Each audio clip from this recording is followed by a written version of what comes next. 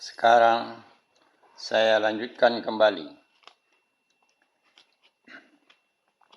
menggali sejarah adat Luak Nantigo dari Kato Pusako. Bab keempat, Dusun Tuo, iaitu merancang pasumayam rumah adat sebagai tempat memerintah luak-luak di Dusun Tuo, Luak Nantuo. Sekarang kita kembali ke Dusun Tuo. Sultan Paduka Basa Datuk Ketumanggungan bersama Jatang Sultan Balun Datuk Parapati Nasabatang bersepakat menghadap ayahnya Indrajati Datuk Ceti Bilang Pandai untuk mengutarakan maksud hati mereka membuat satu pemerintahan yang baru di Dusun Tuo. Karena beliau melihat pertumbuhan penduduk sudah mulai agak merata dan perluasan luak nanti akan bertambah luas. Dengan penuh kearifan dan bijaksana, Indrajati Datuk Ceti Bilang Pandai menerima usulan dari anak-anaknya. Indrajati Datuk Ceti Bilang Pandai memang sedang menanti buah pikiran dari anak-anaknya. Karena anak-anaknya sudah datang, Indrajati Datuk Ceti Bilang Pandai tidak perlu bersusah payah lagi. Pucuk dicinta ulam tibu. Kemudian kata ini dijadikan kata pusako adat. Indrajati Datuk Ceti Bilang Pandai melihat anak-anaknya mulai dari kecil hingga dewasa. Dalam penglihatan Indrajati Datuk Ceti Bilang Pandai, mereka berdua memang sudah tampak kelebihannya, baik dalam segi pemikiran maupun dalam segi perbuatan, melebihi dari saudara-saudaranya yang lain, seperti Kalap Dunia Datuk Seri Maharajo Nego-Nego, Puti Jamilan, Puti Reno Sudah, dan Mambang Sultan. Bukan berarti saudara-saudaranya itu tidak mempunyai kelebihan. Mereka juga orang-orang cerdik cendekia dan sangat banyak membantu terhadap kakak-kakaknya.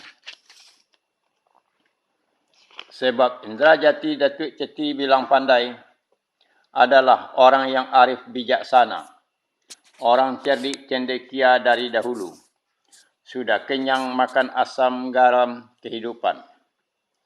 Dalam kata pusako adat berbunyi, tahu di erang dengan gendang, tahu di ujung kata sampai, tangiang-ngiang di udara, tak kilek-kilek di lautan, tantu pantau jo badannya.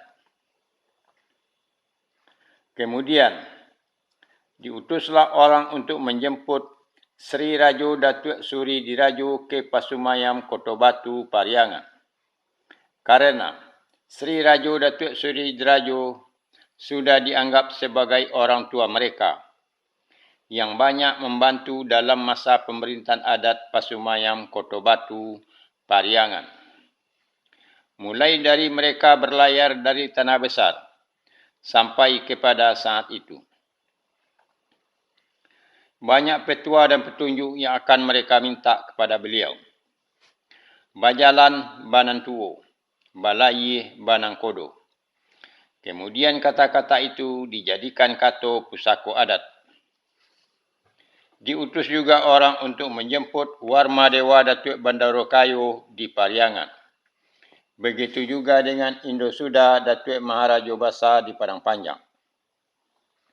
Sesudah mereka bertemu di Dusun Tuo, mulailah mereka berunding dan mufakat untuk mencari kata yang bulat. Bertempat di balai-balai Nesa Ruang, beratapkan langit, berdindingkan angin, berlantaikan batu, di Batu Nantigo dalam luak Dusun Tuo. Indrajati Datuk Ceti Bilang Pandai mengutarakan maksud dan tujuan dari anak-anaknya, Sultan Paduka Basa Datuk Ketumanggungan dan Jatang Sultan Balun Datuk Parapati Nasabatang, iaitu untuk membuat dan mendirikan satu pemerintahan adat di Dusun Tuo, guna meneruskan cita-cita bersama dahulu dengan mendiang Rajo Sri Maharajo Dirajo di atas puncak Gunung Merapi, yaitu memperluas dan menaruko luak ketiga arah. Yang pertama adalah menaruko luak nan Tuo. Dusun Tuo akan dijadikan pusat pemerintahan adat. Sesudah dipikir masak-masak dan diolah bolak-balik, sudah dikaji untung dan rugi, sudah ditimbang baik dengan buruk. Mereka buatlah kata pesako adatnya. Sesudah ada kejadian itu, dalam mereka berfikir dan berunding. Pikir palito hati, manuang hulu bicaro, nonang saribu aka, dek sabah bono nantibu. Kemudian kata-kata ini menjadi kata pusako adat. Karena beliau-beliau itu adalah orang cerdik cendekia, orang arif bijaksana. Dalam kata pusako adat berbunyi, mano nang kusui diselesaikan, mano nang karuh dijonihkan, mano nang sayui dibilai, mano nang lebih disusuki, mano nang singke diuleh, mano nang panjang dikorek. Mereka buatlah kata pesako adatnya sesudah mereka menyelesaikan persoalan itu.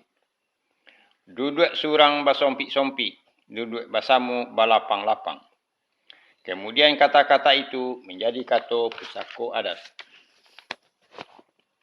Dalam perundingan yang lama dan meletihkan itu, akhir kata sudah dapat diambil beberapa keputusan.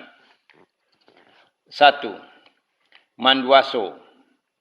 Kedua, mengopiang sebuah batu menjadi 3 bagian yang tidak berpisah. Ketiga, membuat pasumayam rumah adat sebagai tempat memerintah luak-luak di Dusun Tuo, luak nan Tuo. Sekarang, manduaso. Manduaso artinya, sebelum memulai pekerjaan membangun sebuah bangunan rumah. Bangunan rumah itu bermacam ragam, bangunan dangau untuk para penduduk. Manduasonya bisa dengan membantai ayam dan membantai kambing. Kalau mampu boleh membantai kerbau. Bangunan rumah adat, manduasonya harus membantai kerbau. Dan untuk membongkar bangunan rumah adat juga harus membantai kerbau. Kecuali rumah adat itu hancur sendiri oleh alam.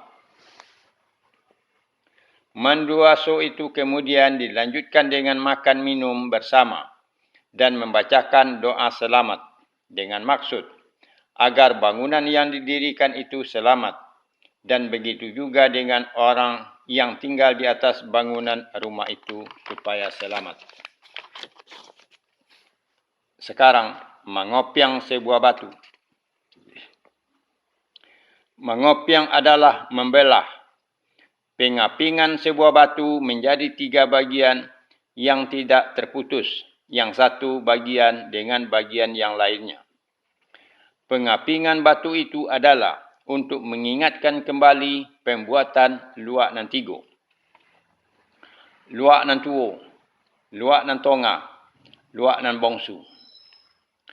Pembuatan luak nan Tigo yang sudah mulai direncanakan semenjak dari atas puncak Gunung Merapi oleh mendiang Rajo Sri Maharajo Dirajo dan kembali dipertegas di lingkung padang Panarian dengan menanam 3 buah batu sebagai lantak, juga oleh Rajo Sri Maharajo Dirajo. Pengapingan batu itu dilakukan oleh 1. Warmadewa Datuk Bandarokayo sekaligus mewakili Indra Sudah Datuk Maharajo Basa. Di kemudian hari, beliau lebih dikenal dengan sebutan Tampuk Tangkai Larih Nan Panjang. Kedua, Sultan Paduka Basa Datuk Katumanggungan. Di kemudian hari lebih dikenal dengan sebutan Pucuk Pimpinan Kelarasan Adat Koto Piliang. Ketiga, Jatang Sultan Balun Datuk Parapati Nasabatang. Di kemudian hari lebih dikenal dengan sebutan Pucuk Pimpinan Kelarasan Adat Bodi Caniago. Pingan-pingan batu itu mempunyai arti dan makna. Babagi indak bacorai. Sesudah ada kejadian itu, dibuatlah kato pusako adatnya. Babagi indak bacorai, searah balain lobu. Babedo dalam langkah, basatu dalam niat. Maksudnya adalah, walaupun beliau-beliau itu untuk menaruhko luak-luak dari tempat yang berbeda dan berjauhan, tetapi dengan satu tujuan, yaitu mewujudkan luak dan tiga. Sekarang, membuat pasumayam rumah adat. Rumah adat itu dibuat dari kayu, tonggaknya dicari ke dalam rimba raya. Kemudian diangkut bersama-sama dengan cara diirik dengan tali dan digolongkan dengan landasan 2 buah batang kayu kecil sebagai bantalan. Kemudian, tonggak-tonggak kayu itu direndam ke dalam tobek atau tebat, atau direndam ke dalam bondok air atau bandar air. Lebih kurang 6 bulan sampai lebih 1 tahun. Gunanya, direndam di dalam air dan lumpur adalah supaya tonggak kayu itu tidak dimakan anai-anai atau rayap. Begitu juga dengan batang betung untuk dinding bagian luar belakang rumah adat. Betung itu juga direndam di dalam tobek air supaya betung itu tidak dimakan anai-anai. Papan dan kayu lainnya juga dicari di dalam rimba raya dan diarit di dalam rimba itu. Ijuk enau untuk atap rumah adat itu juga dicari di dalam rimba raya.